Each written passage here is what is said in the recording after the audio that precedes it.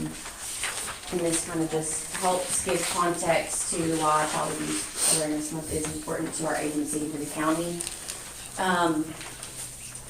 On the front, you can look at it yourself, but I'm just going to kind of go through on the front of it. It just kind of gives what money comes in, where that comes from, and where that's allocated.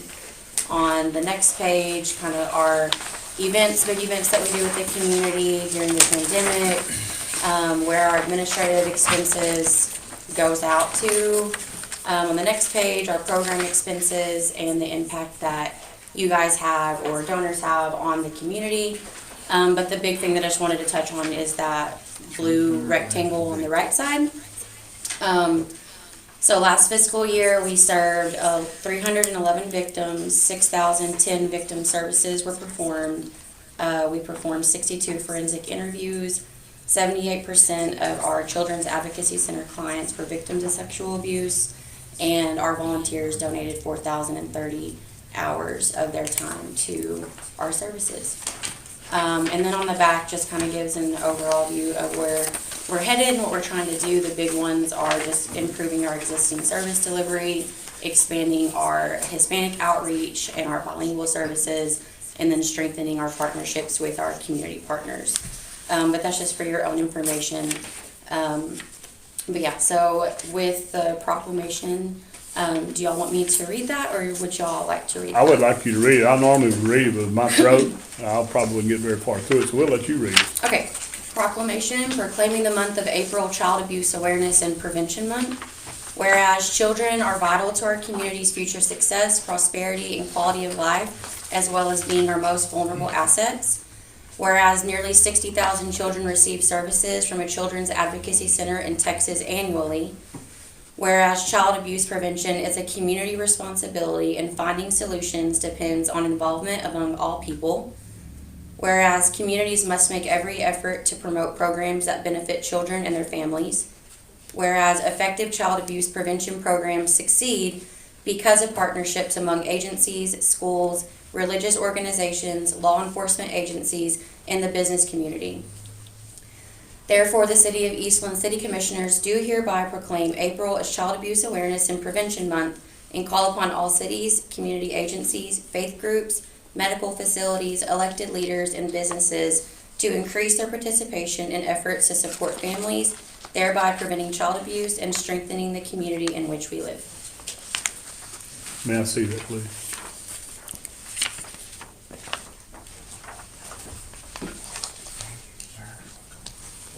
Which one's official? The one you just read? They're both the same, yeah, that's just a No, copy. this one says 200,000, this says 60,000. Oh, then this one is, sorry about that. Okay, This is the edited I'll be document. glad to sign that. Sorry. The question was, when she read that second line, hers said 60,000 children receive services, and the one that we have, the one I have in front of me says 200,000. Yeah, so this is an updated, we use our Children's Advocacy Service or Children's Advocacy Centers in Texas, and they update that every year to have that annual number accurate. So that was for, I guess, last City year's. Secretary will sign that and date that if you would, and you'll be. This good. is the accurate one, right? That's the Okay. 60,000 one. In fact, I don't know, y'all tell me. Yes, this one is. Sorry about that. And then. Thank you very much for what you do. I noticed you said in that deal, the necessary evil with y'all's administrative expense. And you're a necessary, not an evil, but it's frustrating that y'all have to even be here. So we know our society and how screwed up it is. And we really thank you for what you do. And I don't know how y'all get through the day with what you have to put up with. Thank you. I guess a lot of laughter. Well, it's gotta be a challenge some days. We understand that, and we really thank y'all for being there. So when Thank you. people We need they appreciate you need guys too. So, can you sign this one for us, our copy? That's what I was saying, you can, that's all right, this'll work. I'm new to this position, so I'm learning these. Thank you. Thank you very much. We're glad you're there. Thank you. You have anything else? Did it need to be signed? Ours needs to be signed, yes. Thank you very much. Thank y'all for being here. Thank you. We appreciate y'all.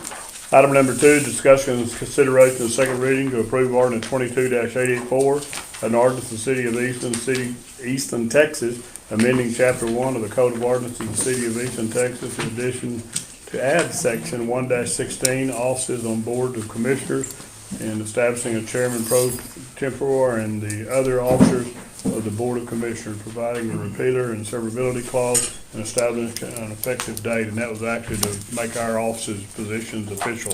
Yes, sir. Yep. That was just to basically put it in the ordinance that we do have a chain of succession in place.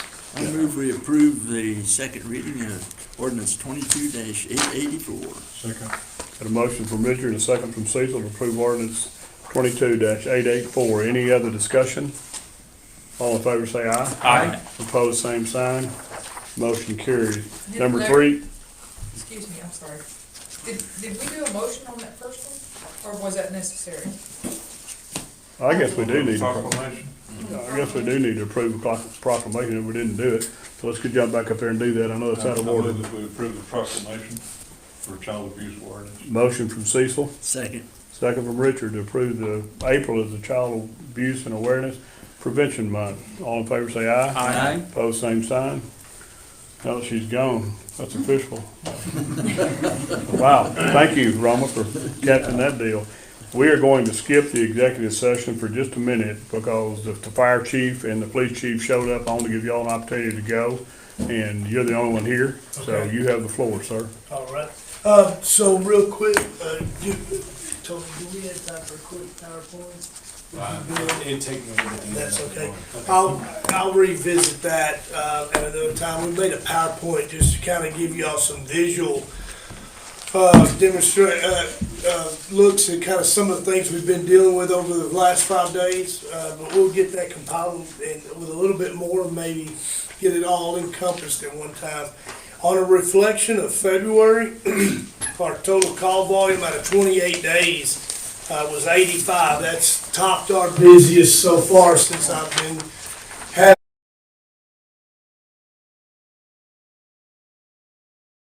That took us to 3.03 calls a day. That's the first time we broke, been over 2. And I can assure you, when I stand in front of you for the March statistics, you'll see that was spike. The incidents that occurred inside the city, we made 60 calls for service, and we attended 18 events outside our city limits. And 7 times we went to a neighboring municipality to offer mutual aid. We installed 2 smoke detectors this month in private residence, and 11 times we had incidents that occurred after 10 o'clock at night and before 7 in the morning. We attended 1 structure fire during the month of February, which is good. Last year it was 5. And so those cold winter months, typically we see that spike, and this year, this month, we were at 1, and that we're averaging 1.8 a month, and so that kind of helped drop us down below. I think we were kind of running at 2 a month, and for the first time we got underneath that number. 8 grass fires in February, and then for 1 vehicle fire, 24 times we went out to assist one of the medical transport units. 20 motor vehicle accidents, 8 public assist, and 22 calls for some type of false alarm or an investigation of a hazard, smell of natural gas, all those type of catch-all events. And we did have 1 rescue. We had a child who was stuck in a toy. And we actually made scene and extricated that child from that toy. So The child was stuck in the toilet? yes, sir. Yeah. And it was. I mean, it was. No, it just took 2, Jordan and myself. We got on one side and the other and tried to get enough room to get the arm out. But so it took a little while, but back in, I believe, the summer, maybe the fall, the command staff kind of came with an idea. We were wanting to try to capture how many volunteer hours were being put together. So the only way we were able to get any statistic off of that was just to pull off the run volume. So if a volunteer came down and did a project, helped clean the station, or just had coffee, that time was uncaptured. So we bought a time clock, and we made every volunteer a card. And when the volunteers come down, we're having coffee, we're doing projects. This time is outside of the actual participating in events. They clock in and clock out. And for February, we captured 787 volunteer hours. So just doing some math, it put us at 28.1 hours per day. So essentially, if you spread that out, there was a volunteer at the station 24 hours a day plus. And we have had our Battalion 6 staffed 24 hours a day, 7 days a week. That's been going on since October, but we wanted to put that in there because that is not included in the 787. So Deputy Chief Williams will take it home, or I take it home, and we respond to events to assist the staff. So we're getting some feet in people's living rooms when they're having medical emergencies, and when we're attending these events that we're sharing with you, we're sending more than one person most of the time to get hands-on. We've had we've brought one. I feel like it was two for some reason. Yeah, two members. I have one here, but we did capture another member to the volunteer.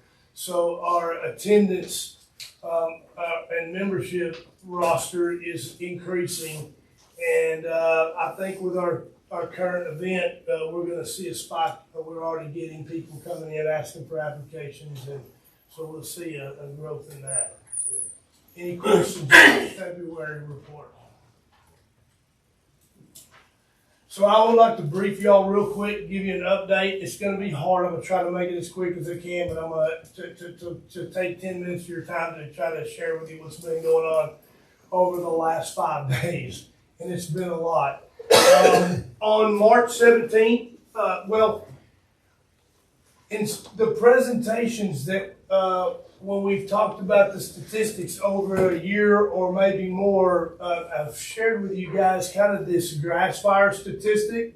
Over the years, it's been very, very low, 0 to 1, 1 to 2, and we have discussed the climate. Lots of rain, the moisture, the vegetation growth, and as we've come around the calendar, we've kind of predicted or almost pessimistically forecasted what took place last week. So we came through the fall. We started getting drought conditions due to the seasons. The vegetation goes dormant and the moisture content drops, and we didn't make it to the spring. We were praying, hoping that we were going to make it to the spring. The vegetation would start gaining moisture, and we wouldn't have this out of control wildland dynamic fire behavior that we saw and that last week up and through yesterday. So it started, we have a complex going on, the Eastland County complex. It started with 4 individual fires, large fires in this county that required state services. The first one was a Wallington fire. It started west of Cisco. The second one was the Wheatfield fire in Rising Star. Then there was an unnamed fire that started southwest of Carbon, and that started about 4:10, a little after 4 o'clock on Thursday. Chief 1 from Carbon arrived, and just by his size up, we knew that they were going to be overwhelmed.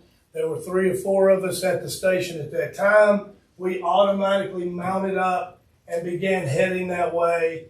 It was no time. We were officially requested by Carbon Fire Department for mutual aid. I made it to I-20 and Highway 6, and then we were dispatched for a reported grass fire at 2563 and Highway 6. And when I got to about the dispatch 911 alarm center there at dispatch, there was no doubt what we were going to was going to be a significant event too. And on the PowerPoint, and we'll share that with you sometime, Immediately, we began calling for law enforcement for evacuation. We began getting assets, and we've got some pretty significant video of that, the fire behavior that led to, right now, we are at 47 to 49,000 acres just on our fire. I'm currently the local incident commander for the Kid Fire. I mentioned the unnamed fire that we were initially going to was Carbon, that is the fire that burnt through the community of Carbon and did so much devastation. That fire burned into our fire, the Kid Fire. So when the state came in, turned it into a Type 3 incident, and that's what gives us all these resources. They just married those two fires together. So I absorbed the Carbon fire, we absorbed the Carbon fire, and that's where that finished out that complex. So for those that ran us up into early morning hours because we had to make a stand. The problem came in is and y'all probably heard this or who are familiar with this, the alarm went out to evacuate Lake Leon. We had the strong southwest winds, sustained 25, gust 37 to 40. And then when I show you these videos at the time y'all have, you'll see what 40 mile an hour winds do to the fire behavior. So we put out to evacuate Lake Leon. We had that east to northeast path of travel. The cold front was due to come in. It came in at 8:30 and it turned the head of the fire and headed straight for the city of Gorman, and all resources were down at the city of Gorman. And there was one heck of a stand made. I was down there. They were setting off the tornado siren, the evacuation sirens. The smoke was coming through the town. I literally looked around and tried to get a good mental picture because I did not think Gorman was going to look the same when we got done. A stand was made on the northwest section of Gorman, and the Forestry Service was a huge asset in helping us, helping to divert that. It was simply a diversion. It was not a extinguishment. So that put us into Friday, Saturday. We've ended up probably running calls, several calls, maybe in an hour or so, running what we call nuisance calls, where people are calling because their fence is on fire, smoldering telephone poles we're trying to put out to keep them from burning over and breaking through. Just all these little calls that these guys have been working tirelessly because it just somebody has to go and make sure and fix these events.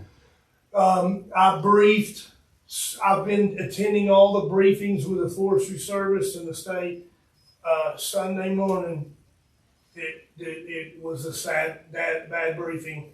We were predicting, we went back to red flag conditions on Sunday, and then you guys, I'm sure, are familiar with the two new starts that broke out Sunday afternoon. So, prior to that, we had kind of had some miscommunications with local resources and state resources, kind of working independently. Didn't have a real good communication connection to support each other, with the liaison through the state. He and I, about midnight at the fire station, came up with a plan. We gathered everybody in Carbon, and we built out this thing. So we ended up running the EOC at the local level. Now, the state has already taken over their Type 3 team. The IMT has taken that over, and they're in the First Baptist Church. Different deal. At the local level, we took over. So what was happening is dispatch, these calls were coming in, and no one knew anywhere the resources were. We didn't know if our brush truck was sitting in the station, if they were on heater fire, if they were on this fire. So we all met, we gathered this plan, and we ran essentially the dispatch center out of the fire station. And that comes from some resources that we had been putting together in preparation for this. This essentially hit us about a month early. A month from now, we have been working to get our battalion set up, our training room, the Greg Simmons training room. We tried to put the EOC in there that the governor came into. And so a lot of good things happened yesterday because of the communication, and all calls came into our station via radio, and then we disseminated resources and kept track of who was good and available, where they were, so we were able to send the closest resource to make a difference. And it played off because it all started in Rising Star in the morning. So you got one of our brush rigs went all the way around the county. So and everybody involved around the county. Gorman ended up right and then come through our territory and back because they were just being allocated as they came available. Then we had the Mangum fire, which started at the heel of the Kidd fire on there on Highway 6, and we were able to tackle that. Sam commanded that one, and so we left the battalion in the station running the EOC, and we got pictures of it. It's it was just wanted to show you guys. It's quite impressive what this team has done. And so we left the battalion in the station running the county. So we put Sam in the squad as our commanding officer for this area in case something broke out. And it did. And then they got on that. We got Forestry Service resources over there to support them, and we contained it. Then I-20 and 337, a flat tire started a fire. Engine 6, our engine 6 was first on, took command, named the fire, got us going. We didn't even make an attempt there. No fire attack was done there, except by Cisco, because they were on an accident. They saw it start. So they witnessed the fire start, they pulled hose line, and they couldn't catch it. So we essentially immediately sent all resources to Highway 6. Just there was no stopping. Because the way the calls were coming in and resources were able to be tracked, they essentially through the day kind of flowed up through the county. And when the Norris fire, which the state has named it Mountain Cedar, and it's now a part of our Eastland County complex fires, but initially it was named the Norris fire by when it came out. We had a complement of 4 tankers and about 12 brush trucks. And we've got some video, we'll get to that, but it's quite impressive. So the concept is that we had to stop it at Highway 6. Our next stopping point would have been Breckenridge. So we aligned the brush trucks. Everybody made a stand. We had some time. We kind of visited about it. The concept was if anybody felt uncomfortable and wanted to evacuate, we'd all evacuate. The fire breached Highway 6, and we immediately had grass rigs to jump on the spot fires. And as soon as the heat wave came over, we had a Grand Prairie engine that came from a strike team that's been here around this area, just freelancing to help us. They came in, we put a tanker with them, and they attacked the structure fire, knocked it down, and we called the fire and control, and we kept it there. So I was on the phone with the state the whole time. There was no air resources. We had no aviation available because they were working all over the place, other places. So it was up. And those were all Eastland County local resources that made that stand, plus a few of our friends from some neighboring areas that came in to help. I was the incident commander, but I got to tell you, it wasn't me. These guys right here, sitting in these brush trucks under zero visibility in the middle of a highway, waiting for a flame front to come over, and nobody wanted to leave. They made the stand, and we stopped it right there. So I was on the phone with the state, the Forestry Service liaison. The first thing, it wasn't no time as we went into zero visibility and complete darkness. The camera radio report said it's jumped Highway 6. And I told him on the phone, I said, we lost it. I'll see you in Breckenridge. And I hung up. But that wasn't the case. So when he arrived on location, he was surprised because he thought we were going to Breckenridge. Lots of good things have happened. This team here, I could go on and I want to, but I won't, so we can all go home to that. But when you drive around and you see the devastation, it's really disappointing to us because a lot of good work it was done out there. And if you go down Highway 6 at 2563, you see where the turf and the grass and vegetation was burnt up to these houses, and that was our resources jumping house to house as the flame plant moved north. We had another brush truck and an aid from a Gordon brush truck on the south flank, and the lady came by this morning visiting with us. It was her son's house, and we did the same thing on the south. So the houses on Highway 6 are there because of that, and a lot of good things happen out there. Any questions about any of that event? We could probably ask questions all night long. Let's say that and thank you, all of you.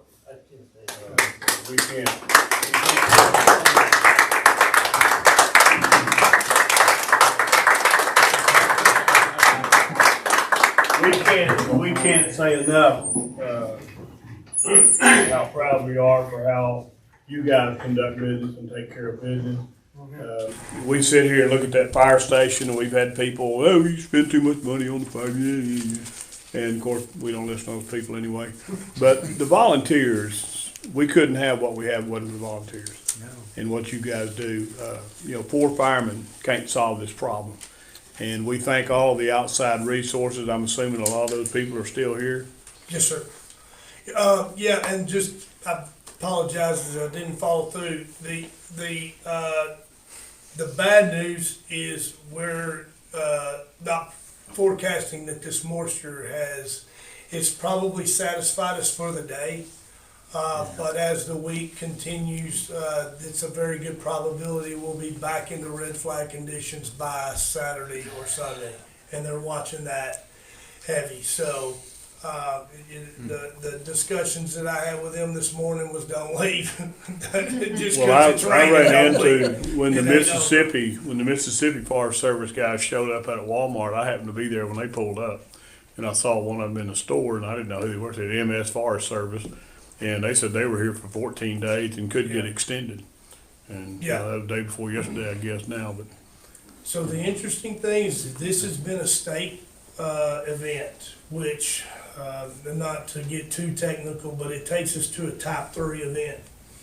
I was meeting we have a gray team in, the blue team is coming in 2 days setting up, and just there is a good possibility that this could go to a top 2, possibly even a top 1 event. So to put it into perspective, top 1 was Hurricane Katrina. Well, gray team, blue team. Their IMT. Go ahead. No, go ahead. Yep, they're IMT teams. They're here to manage all the problems, and that's the thing that a lot of times we don't think deep into event. We think about the fire, but the utilities, the livestock, the challenges are like a Pandora's box. Every time the phone rings, there's some type of possibility of some type of new challenge that. Essentially, the resolution equals one of 2 things, and it's manpower or money, and sometimes both. And that's where it goes. That's where it goes to that level, because it just taxes either the local community, the county, and now at this point, when you start seeing it go to a top 2 or top 1 incident, it's getting to where it's beginning to tax the state's financial ability to sponsor the event. Well, So they got the boo camp set up out here next to Stanley Ford. They typically don't set those up for a day and take them down tomorrow. It's not a rolling circus. They're here. So well, we appreciate everything y'all do, and anything we can do to help, let us know. Thank Outstanding you for job. listening to us. We just want to let you know that good work's going on and the support that we get from you guys and how everything goes in the community, the donations, we're so thankful Oh, for that unbelievable. outreach. So, that also becomes a challenge in receiving everything, and it's so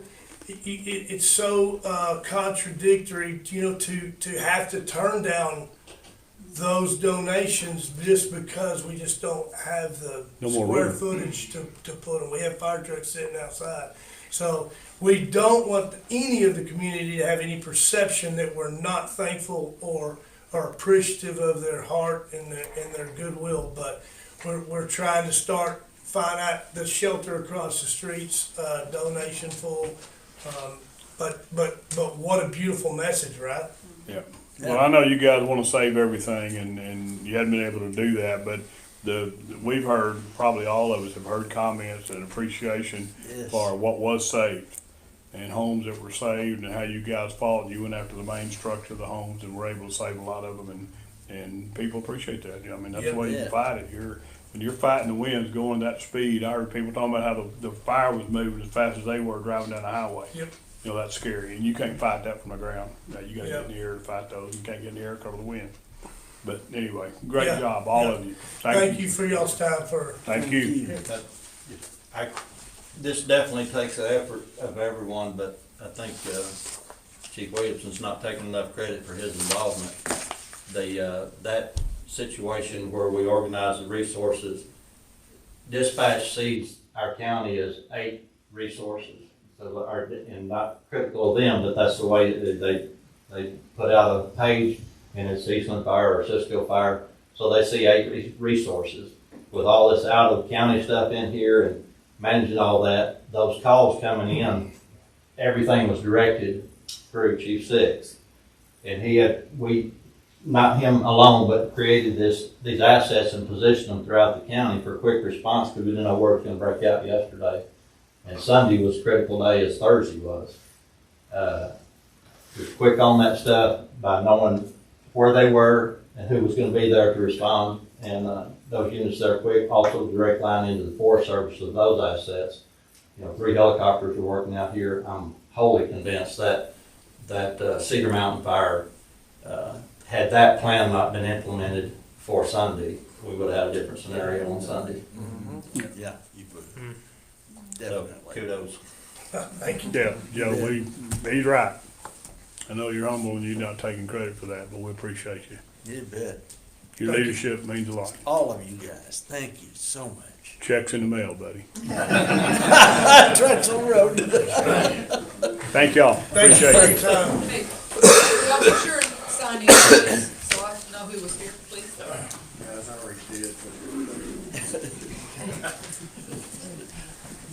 Maybe they'll give you a few dollars.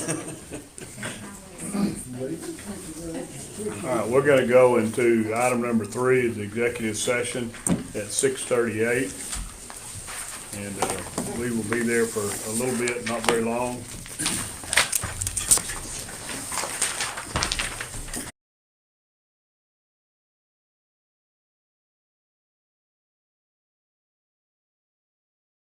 When? Just a That's second. no, well, we need to do that too. Okay, we're out of executive session, back into regular session at 7:13 PM. Is there any business to be taken out of executive session? Yes, sir. I would like to make a motion, first of all, that on the hazard pay of $1,000, that if JJ did not get that he be given that. I'd also make a motion that he turned down his 3% pay raise. I think we need to go ahead and give him that 3% pay raise. Yep. And then because of all the work that he's done throughout the year, I would like to make a motion that we give him a 6% bonus. Additional pay. I'm sorry? Additional pay. That's right. Thank No, you. Additional, yes. yes, Bonus. yeah, wrong word, additional pay. Yeah. A 6% raise? No. No, just a 3% raise and then a 6% additional bonus. And a or 1%, additional pay. and $1,000. One-time additional pay. Do you know, One time, yeah. do you know if he got the $1,000? I don't believe he did. I forget to That's count myself. included in my motion that if he did not get it. I heard your motion, that's why I was just verifying. I'll second that motion then. I Got a said, motion from Cecil and a second from Richard to give J.J. Osnick a 3% pay raise effective immediately when the next pay period gets here. A 6% bonus pay, Additional pay. Additional pay. additional pay. One time. We can call it whatever we want to, by the way. And if he didn't get the $1,000 pay, when that was called something besides hazard duty, even though that's what Ben and I called it. Premium Whatever pay, title, yep. whatever that was at the end of the year that was given to all the employees, also gets that. Any other discussion? All in favor say aye. Aye. Anyone opposed, same sign. Motion carries. Well, thank y'all very much, for that. I really appreciate that. But that being said, a city manager is only as good as his staff. It doesn't matter how good he is, if he's not surrounded by people that are willing to work and do the right thing, then they're lost. And our staff is top notch and they go above and beyond anything that we could ever ask them to do. So, We agree. They do a great job. We appreciate them. all right, I'm gonna keep mine. Leadership. Thank you. I'm gonna keep mine. That's you. Nah, I ain't me. Guys. I'm gonna keep mine short and sweet. EHT, they've started surveying both forks of the Leon and the Weaver Creek for the GLO project. So if you see people walking around, that's them getting ready for exactly how that works. I don't know. It gets above me with hydrology studies and stuff like that, but that's what they're doing, just to make sure we have enough room to do what we want to do. On the H&H study, which is the hydrology study, he will be here on Wednesday to actually put boots on the ground, and we'll have our first face-to-face. They have done a lot of prelim work off satellite maps and stuff like that, but they're actually going to put boots on the ground Wednesday and get a better view of it. The Highway 6 project, they're working diligently to finish that up, and we're hoping that's going to be done and buttoned up, and everybody on that side of Highway 6 will have city sewer if they choose so to do. And really, that's about it. So, questions? The TxDOT light signal. Yep. Is that still completed in December? That's what I'm hearing. Yep. She said she did tell me that you probably won't see a lot of activity. They're pretty much done surveying the area, but it'll probably be October before we actually start seeing crews work down there. yeah, good. Save some lives. On the downtown sidewalk repairs, has there been any thought given to the other trees on Main Street, and if those are going to be removed, and if they're going to do that project, would that be the time to do any repairs? If there's any sidewalk damage, would that be something the state would take care of? They should, yes. The sidewalks are always a battle with TxDOT in the city. When they want to do something, it's their sidewalks. But when we would like for them to help us out with something, it's our sidewalks. Yeah. I personally believe that. I mean, no offense, I love the trees, but trees are horrible for sidewalks. The worst We thing will next to never a house, have- same thing. Right We will up never have good, smooth sidewalks with those trees there. So would there be any timing that we could do that with TxDOT? If we had those removed in time? I can ask. Made it ask part of about that project? Yeah, I can ask that. That's for sure. When TxDOT wants trees there, you'll have trees. But when TxDOT feels that they're a burden to them, they will remove the trees without city's notice. Just say that. You have authorization to remove those trees, by the way. Oh, I do. Yeah. We voted to provide the city manager that authority. Okay. It's been a while. That will but be a discussion that we will. Get your chainsaw We will and get all after it. have. Just FYI. Yeah, For I sure. remember that. Notice nobody's moved on it. We will all, before I start laying trees in the road, Some of those trees are pretty unhealthy at this point too. yeah, they, Been looking at them. it's amazing. Tony? Yes, sir. For February period, started with 10 cases. He opened up 28 new cases, closed 23, for us to end with 15 cases for the end of the month. Out of all those cases, there were 33 different violations in those that were opened, and he closed 17 violations out of those closed cases. 4 junk vehicles, had 2 citations issued, 2 properties reported for back taxes, 3 annual notices. We're giving out. Total fines were $1,149. And the 2 citations seem to be both for trash litter debris. One is a repeat. And then also Tractor Supply is finishing up.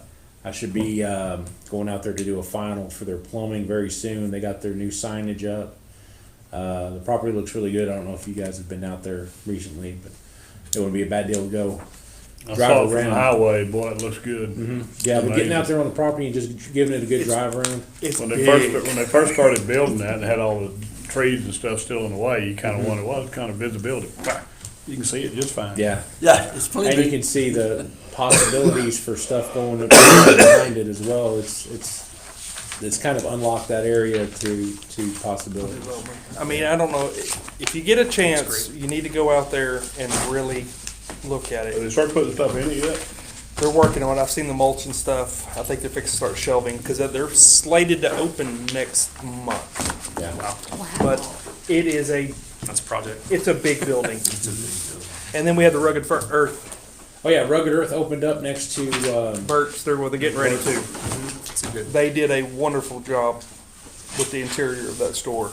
and those guys have been really great to work for. The contractor that they've had on the ground here to work with us, he's a pill, but he's great. He's been a really good guy, and I'll say this, just he's an outsider looking in on Eastland. There's been serious debate in his household whether or not they're going to move to Eastland after this. But that's how much they He have likes the enjoyed area. it here. Yeah. Good. That's our goal. Good job. Anything else? And then we adjourn. Second. Got a motion to adjourn from Zach and a second from Cecil. Any other discussion? All in favor, say aye. Aye. Opposed, same sign. Motion carries. Thank y'all. You can't unless you sign